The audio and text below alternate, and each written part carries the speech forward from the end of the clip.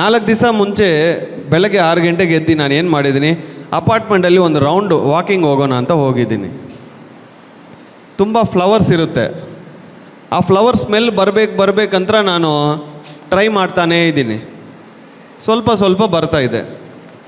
ಒಂದು ಕಾರ್ನರಲ್ಲಿ ಹೋಗಿದ್ರೆ ಅಲ್ಲಿ ಕಸ ಎಲ್ಲ ಇರ್ತದೆ, ಬೇಡ ಅಂದ್ರೂ ಸ್ಮೆಲ್ಲು ಬರ್ತಾ ಇದೆ.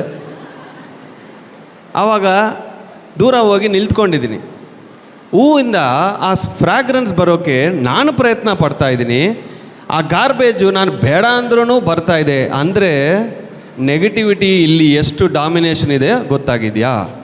ಬೇಡ ಅಂದ್ರೂ ಬರುತ್ತೆ, ನೆಗೆಟಿವ್ ಬರ್ತಾನೇ ಇರುತ್ತದೆ, ನಮ್ಗೆ ಅಟ್ರ್ಯಾಕ್ಟ್ ಮಾಡುತ್ತದೆ. ಪಾಸಿಟಿವಿಟಿಗೋಸ್ಕರ ನಾವು ಹುಡುಕಬೇಕು. ಆ ಪರ್ಸಂಟೇಜು ಅಷ್ಟಿದೆ ನೇಚರಲ್ಲಿನೂ. ಚೆನ್ನಾಗಿದೆಯಾ ಪಾಯಿಂಟು?